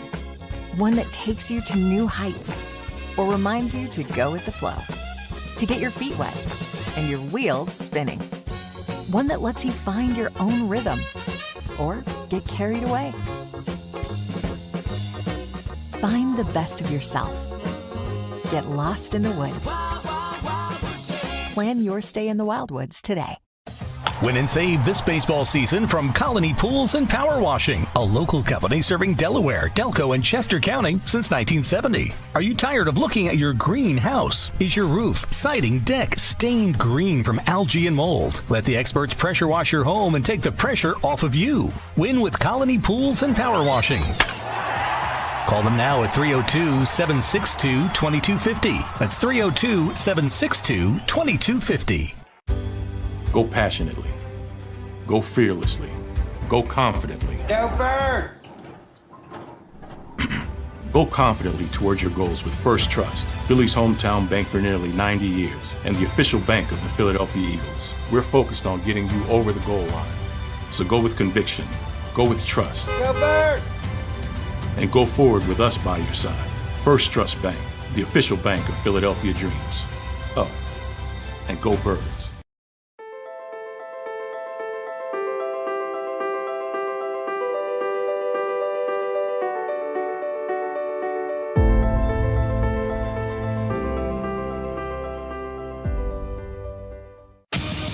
The greatest fans on earth. It's a bold statement, but would you expect anything less from Philadelphia? 58 years of heartache creates a toughness, a grit, a resolve not found in most. Sure, our prayers were answered, but now that we've had a taste, we're looking for more. Pondley Hockey, official partner of the Philadelphia Eagles. EAGLES, Eagles. Welcome back, Birds fans, to a Monday, July 8th edition of Birds 365. If you missed the top of the show, we are 15 days away from training camp reporting on July 23rd. We are 24 days away from the Eagles' open practice to the public on August 1st. We are 59 days away from the NFL opener on September 5th, and we are 60 days away from the Eagles kicking off in Sao Paulo, Brazil versus the Green Bay Packers. It's all coming quick. Thanks, everybody, for being here on this Monday. Johnny Mac, we're running out of time. We only have 32 minutes left to play here. Let's get right into this topic. I want you to have the chance to open here. We'll each give a couple. Eagles breakout candidates for 2024. Full disclosure for everybody listening. Guys like A.J. Brown, guys like Devontae Smith, guys like Jalen Hurts, guys like, I would even say, Jalen Carter. They are not breakout candidates. These are guys who have already broken out in their career. They are established players on this football team. We're looking for breakout candidates. Johnny Mac, I'll start with you. Who's a breakout candidate you have for 2024? Yeah, I'm with you. I know it was at ESPN to put Jalen Carter. I'm like, dude, he already broke out. He played at a high level last season. Even though you're disappointed about how he finished, I mean, he was still one of the best defensive tackles in football. I start with Milton Williams for, I think, obvious reasons. When you think about Fletcher Cox retiring, you have that open sort of area which needs to be filled when it comes to snap counts. I think Milton's already a really good player. Now he's going to get the opportunity to play more. And I think, he'll be effective. The numbers will be up and people will notice more. So I think he's clear and above my number one, because I think he's going to be successful. From there, you kind of look at opportunity, and Tyler Steen has the opportunity. They want him to win the job. He should win the job, and he's going to be playing on one of the best offensive lines in football if that's the case. So he's going to be helped by playing next to Lane Johnson.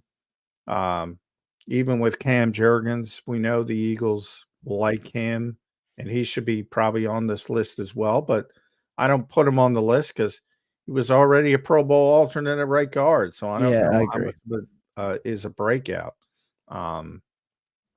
So Tyler Steen would be my second. And then maybe third is, because I think there's going to be opportunity for Zach Bond as well on defense. Oh, I like that one. That's a good one. And I don't know if it's going to be as an all-ball linebacker or more of an Andrew Van Ginkel-like role that we've talked about. But I think he's going to get an opportunity to play some. And I'm specifically not mentioning the rookies because I don't know. How do you break out from college? It's just my definition. So it's not Jalen Carter kind of did. But no, I'm saying I wouldn't have considered, if we did this list last year. I got you. I wouldn't have considered him a breakout candidate. I don't consider him a breakout candidate this year because he already played well last year. So again, it depends on people's definitions. But I look at guys who, what they've done in the NFL and breaking out from that. Jalen's already done enough for me to say, all right, you're good. You're good. All right, I got a couple here that I want to run by. A couple of them are maybe teetering on the fence of kind of already broken out, but I think they take the next step in their career, if that makes sense.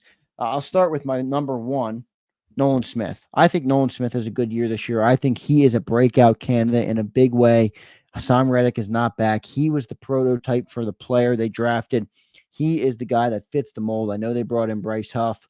We'll get to him in a second, but I think Nolan Smith has a chance here to make an impact if he gets the snaps, and if he does make the impact, he'll get more snaps. So I think he has the chance to put up around 5 sacks this year. In my opinion, that would be a breakout for him. Show trajectory that he's going to be the edge rusher we need him to be in the future. So he will be my number one, Nolan Smith. My number two, John, you're going to like this one. Keely Ringo, cornerback. I think he is going to be your starting outside cornerback opposite Darius Slay. I think he's going to have a huge year. I think he's going to be a physical guy. I think he's going to be a cornerback that the fans in Philly like and they gravitate to. I know that doesn't always matter, but I just think he's that physical, bigger-bodied corner. We haven't seen a corner like him in a while. I think he has a huge year this year. And then my third candidate for breaking out. You could maybe argue he already has, but I think it becomes more evident this year is Jordan Davis. Stephen Patton puts it in the chat. I think Jordan Davis, I know he's already been good. I'm not saying he hasn't been good. I think this year is the year that people see how good he really is or how good he can be. I think it will be more evident that he's a good player. So those are my three: Nolan Smith, Keely Ringo, and Jordan Davis. And if you want me to give you an extra one, I'd say Bryce Huff. I know Bryce Huff had a yeah. See, well, those guys don't count. Bryce doesn't count for me. Jordan, for me. I guess Jordan doesn't count for me. I like your Nolan. I should have mentioned Nolan. I like your Nolan Smith one. I love Kelly Ringo as a player. I do think the opportunity is probably not going to be there unless somebody gets hurt, because they want to get Quinyon Mitchell on the field for better or for worse. I just, I think that organizationally you're right. But do you think Vic Fangio is no, I think Vic will play who's best, but I think Quinyon's going to play well. It's yeah, I do too. I just wonder if Keely fits better and they have no problem keeping Quinyon on the bench for a year. I mean, look, Slay's not going to be here long term. The guy's 34, so I think they see it in the future where the opportunity to get him on the field is there anyway. So, I guess he's a little. I love Keely Ringo as a prospect, as people know, but he's going to be good, and the Eagles drafted him where they drafted him for a reason. And, he's got a natural ability to break on the football. That's what this defense does. It's not going to be a ton of press coverage. I just think that he's going to start week 1. And as long as he stays healthy, he's going to remain out there. Yeah, so we'll see. James Carver says, what about Devin White as a breakout candidate? I don't think Johnny Mack will put him on his list. I guess you could. I mean, he's an all-pro. How could you break out if you've been an all-pro? You can argue that Nakobe Dean would be in there, Johnny Mack. Yeah, Nakobe could be in there. And I still, if you ask me, what has to happen for this team to have competent linebacker play, it starts with Nakobe Dean for me. It does not start with Devin White or Zach Bond. It starts with Nakobe Dean. So the opportunity is going to be there. This is his last opportunity, but it's tough to presume that it's going to be great. But that to me is where the optimism starts, Nakobe Dean. Devin White, either way you want to look at it, he's an all-pro, or he's played 5 NFL seasons at a pretty low level, with the exception of a 3 spectacular 3-game playoff run. What's he breaking out from? Disgusting play. What about the two safeties? I guess you can. Reed Blankenship, Sidney Brown. They could be 2 breakout. Well, I think Reed's kind of already. I think Reed's good. It's funny. We're doing our top 25 Eagles. Ed Kratz and I. You can read it at si.com/NFL. Yeah, I've been following along. Pretty good stuff. Eagles. And I'll say it. After I get up the show, I have to do number 10. So I'll foreshadow it's going to be CJ Gardner-Johnson.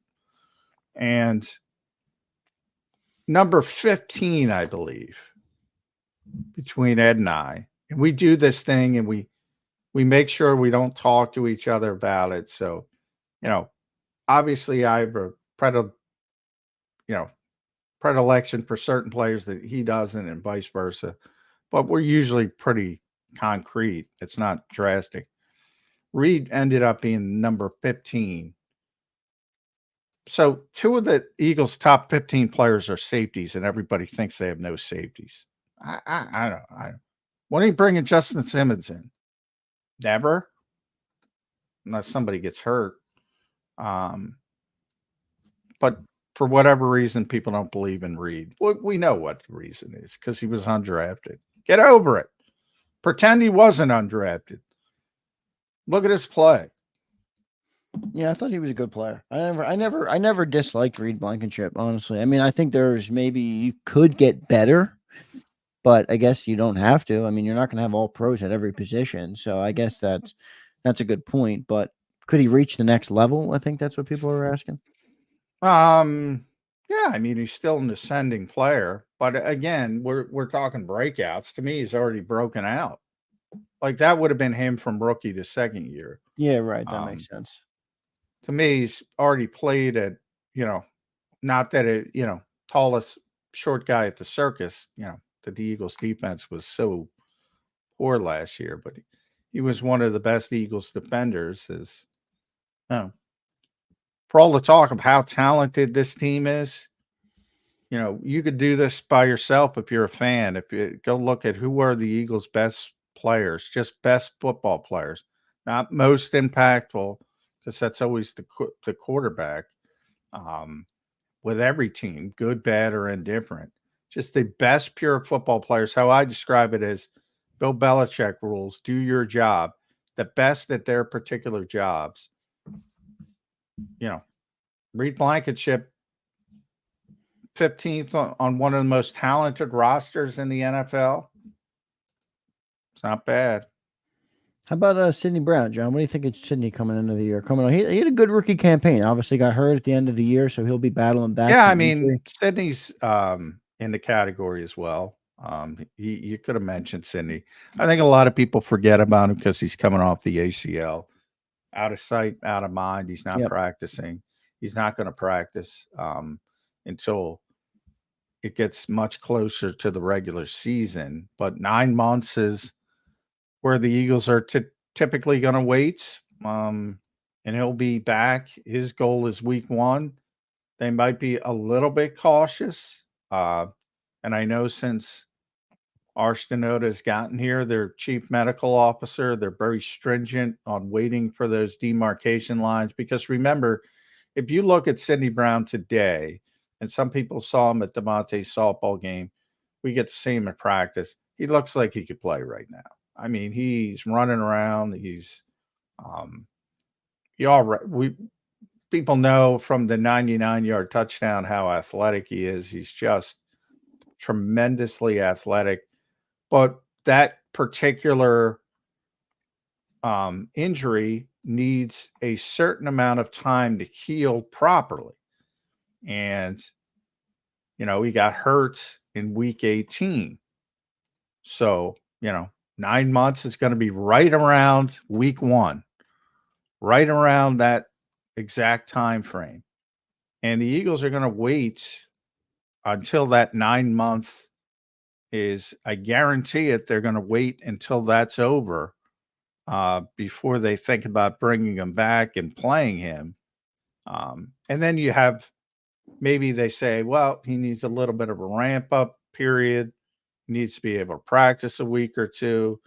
So maybe you start talking about, 3 weeks or something like that. But I'm trying to look up real quick when the actual date was of week 18 last year, but it was January 7th. Yeah. January 7th. First week. So,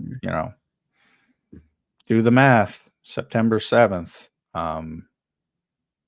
Right around. What is the opener? September 6th? September 6th, Johnny, man. Yeah. 60 days out, baby. So he's probably not playing the opener because they'll be stringent, but he might be there week 2. Don't be surprised. Good stuff from James Carver. Got a super chat. I'm going to go to that in a second. Guys, 64 likes on the show. If you guys are liking the show, if you enjoy Birds 365, make sure you drop a like. It'll help us reach more Eagles fans, especially as the season is right around the corner. So thank you all for that. We appreciate it. John, let's go to James Carver. He says, if White goes from being a McDonald's burger and bargain bin to prime rib with a Pro Bowl or All-Pro, is it a breakout or is it a comeback? Come on, cheerlead. Cheerlead. It would be it's funny because people see the All-Pro and they would assume it's a comeback. It's probably a breakout because he's never played well over a full season. Again, he played. It's one of the greatest anomalies. Didn't he make All-Pro though 1 year? Yes, did, right? yes, but because he had 9.5 sacks. And people look at that and they say, oh, that's really good for a linebacker. It is. But I mean, if nobody's arguing Devin White's athleticism. Nobody's ever argued that. He goes straight ahead, and if you're blitzing him, you have no other edge rushers, and he gets 9 sacks or whatever. It looks really, really good. And people take notice of that, just like they take notice of it with edge rushers who maybe get big numbers but aren't really playing as effectively because they're ignoring other parts of their game and things like that. So he had 9 sacks in 2020. And, I'm trying to look up his PFF grade that year, which was probably his best year. And he was 62 of 83. Of 83 linebackers graded, he was number 62. And he made an all-pro team. I don't know what to say about that. That's just people don't know what they're looking at. And they look at a number in a column and say, oh. Well, what means more? I mean, there's a lot of people that push back on PFF, John, and say it's statistics and it's nerds and it's not real football. I mean, it is nerds. No, it is real football. It is. They're essentially they're film grading like coaches would. So it is real football. It's way closer to real football. And I love the people that hate PFF, and I get that a lot last week when I mentioned his PFF grades. They love it when Jordan Mailata is number 4, right? Deservedly so, or Lane Johnson's at the top of the list, or Jalen Hurts is at the top of the list in 2022. They love it. It's the greatest thing since sliced bread. Then when they tell the truth about another particular player, all of a sudden, PFF doesn't know what they're talking about. No, I said, there's contextual things, schemes and bits and things like that. But generally, I say how I define it, as long as you understand what it is, it's very valuable. And what it is essentially film grading. What is your job? And it's not perfect. It's not a perfect science. Nobody's trying to say it's a perfect science. But when they say a player's playing well, he's playing well. And when they say a player's playing poorly, he's playing poorly. Yeah, generally it's in the right ballpark. I will say that about PFF. I'm admittedly not a huge PFF dude. I do appreciate it for context of conversation. I appreciate when you use it.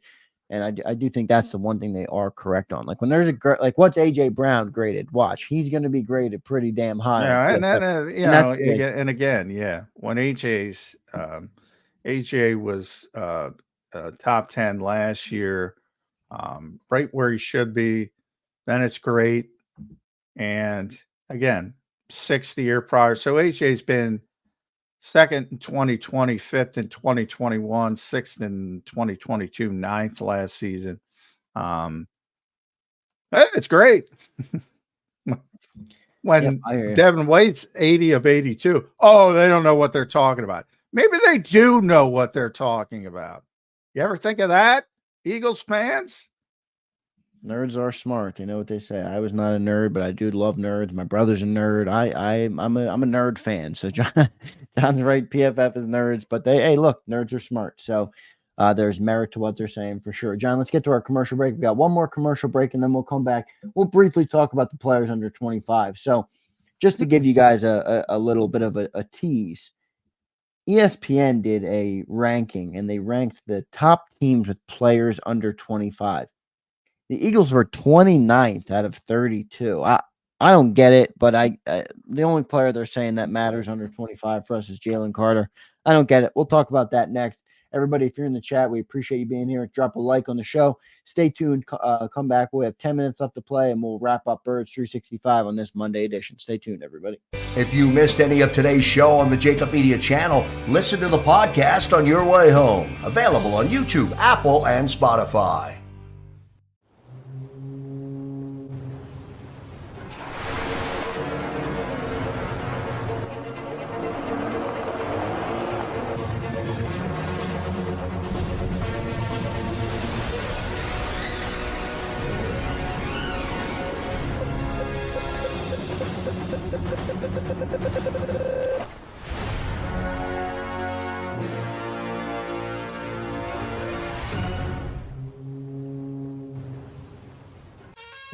Is the best vacation one that you find or one you get lost in? One that takes you to new heights or reminds you to go with the flow? To get your feet wet and your wheels spinning? One that lets you find your own rhythm or get carried away? Find the best of yourself. Get lost in the woods. Plan your stay in the Wildwoods today. Win and save this baseball season from Colony Pools and Power Washing, a local company serving Delaware, Delco, and Chester County since 1970. Are you tired of looking at your green house? Is your roof, siding, deck stained green from algae and mold? Let the experts pressure wash your home and take the pressure off of you. Win with Colony Pools and Power Washing. Call them now at 302-762-2250. That's 302-762-2250. Go passionately. Go fearlessly. Go confidently. Go Birds! Go confidently towards your goals with First Trust, Philly's hometown bank for nearly 90 years, and the official bank of the Philadelphia Eagles. We're focused on getting you over the goal line. So go with conviction. Go with trust. Go Birds! And go forward with us by your side. First Trust Bank, the official bank of Philadelphia dreams. Oh, and go Birds.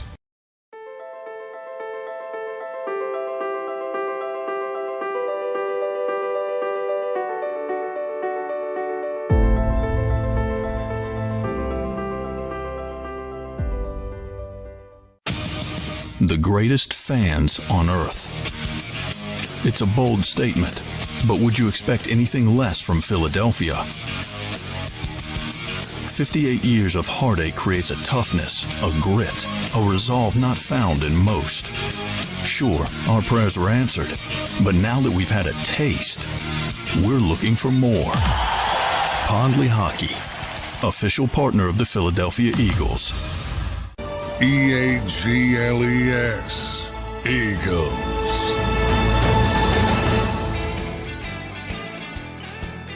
Welcome back in, everybody, to a Monday edition of Birds 365. Just 15 days away to the Eagles reporting to training camp, 60 days away from the Eagles home opener. So right around the corner, everybody.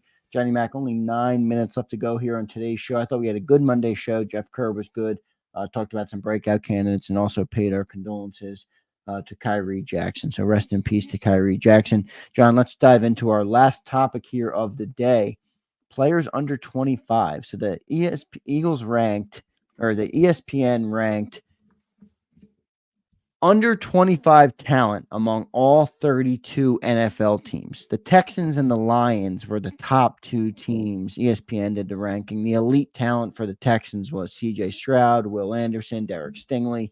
Lions have Penei Sewell, Aiden Hutchinson, Sam Laporta, Amon-Ra St. Brown, and Jahmyr Gibbs. 3 was the Ravens at Kyle Hamilton, Zay Flowers, and Tyler Linderbaum. And then all the way down the list at 29 is the Philadelphia Eagles elite talent. They have DT, Jalen Carter, and that is it. And then the Saints are the 30th, Raiders are the 31st, and the Dolphins are the 32nd. So tough group to be in at the bottom, I guess, there. But what do you think of that? I mean, you kind of added context before the show when we talked about it. Yeah. What do you think of the list? I think it's bullshit. I think it's ready for the circular pile. People, these used to, I think, what is that goofy Tom? I think was it Tom? Nah, might have been Justin Timberlake. I don't know. That goofy Time movie. If your time ended at 25, yeah, then it's very meaningful. But you're allowed to, guess what? When you turn 25 in one day, you're allowed to keep playing, Zander. So I wouldn't lose too much sleep over the list. I mean, Jalen Hurts is going to be 26 in August, so he misses the cut. Saquon obviously misses the cut. He's 27. Devontae's now 25, so he misses the cut. AJ's 25. So AJ's 26. He misses the cut. Landon, what's obviously Dallas is closer to 30. How old? Landon's 25, right? 25. Yeah, he's going to be 26 in September. Jordan is past 25 now. Bryce Huff is past 25. they're just past 25. Yeah, that's a big who cares. That's a meaningless demarcation line made for content. God bless them, but who cares? I mean, what?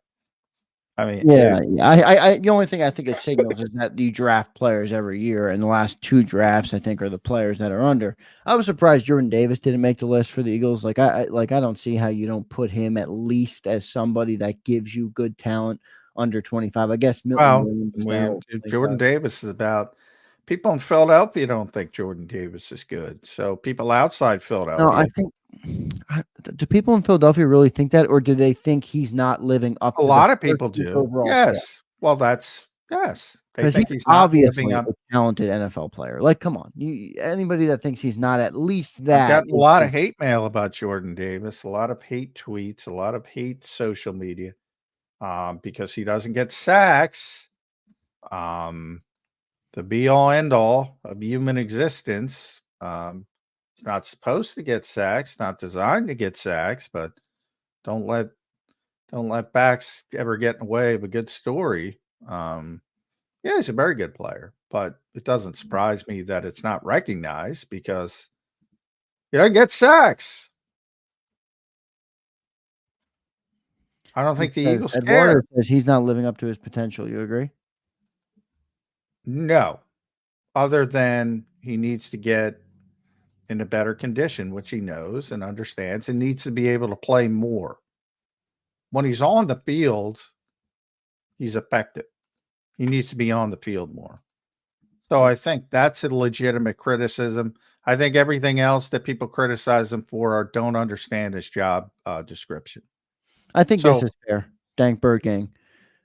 The real criticism, as you just mentioned, is the stamina and potentially the consistency, which stems from the stamina, I would say. Yeah, that's legitimate. I have no problem with that. And he excuse me, he knows it and gotten in better shape, both cosmetically and, hopefully in practice as well, practicality. And we'll see. He's definitely got to play more. Vic's building this whole defense on Jalen Carter and Jordan Davis. He's got to play more. And he's got to play effectively, and he can't get worn down. So the conditioning part is real. Everything else is, again, and I used to have this discussion with Jody all the time because, people put labels on people. So Jordan Davis and Jalen Carter are both defensive tackles, but they play different positions. But most people don't understand that. Yeah. There's a lot of intricacies to the defensive line play. James Carver, our buddy James, points out is very knowledgeable. People need to learn about defensive line play if they're football people. You're right, James. It's a learning curve for me as well, even. And I learn a lot from talking to John about it, from doing my own research too, looking into it. There's some good people out there who do good coverage stuff. But you're right. There's a lot that goes into it that I think there's just more than meets the eye there, and not everybody cares about grasping it all for sure. Yeah, and but the conditioning, I'll go back. That is a legitimate criticism. Yeah, definitely. And he's got to get better. And so does Jalen. Jalen Carter's got to get better. And so does Nolan. It's a Georgia thing. I think Jalen is a little bit more lenient because, he didn't have that first year yet. Like last year was his first year. Well, no, that's fair. That's fair too. About Jordan is now it was a second year of conditioning issues. That's where I think that it becomes more. And that's very fair. Good, and we're going to see it this year with Jalen and Nolan Smith. They're not used to playing a lot because of what went on at Georgia. And now they're going to be, not in Nolan's case, but in Jalen and Jordan's case, they're going to be asked to play maybe a Fletcher Cox level of reps. And that ain't college. It's a different ball game. Yeah, it's definitely a big gap there. So we'll see, how they do. I think the list was BS, like Johnny Mack said, but I just wanted to bring it up because it's interesting. They didn't even put like Quinion or any of the other young guys. Keeley. Well, it sounds like they weren't putting rookies. I don't want to speak for them. I didn't see it. It sounds like they didn't even account for rookies, which I get. Rookies are rookies. They haven't played yet. They haven't done anything yet. So I think everybody recognizes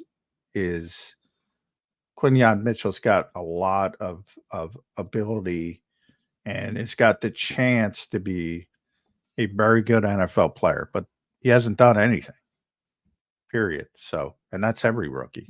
Yep, absolutely.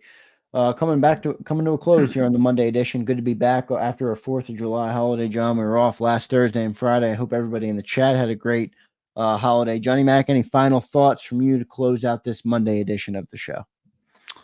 No, glad to be back. Countdown goes on. T-minus 2 weeks tomorrow, Zander. So officially will be 2 weeks from reporting day. And we're getting closer and closer. So gear up. We're almost there. 15 days away from the report, as Johnny Mac mentioned. Tomorrow it'll be 2 weeks, so 14 days, and then tomorrow will be 59 days until the opener. So moving right along, I want to thank everybody for being here today. Very good stuff in our chat. As always, we have some of the most loyal, best fans in our chat. We appreciate all you guys for being here. Make sure you drop a like on your way out. Keep supporting Birds 365 for the season.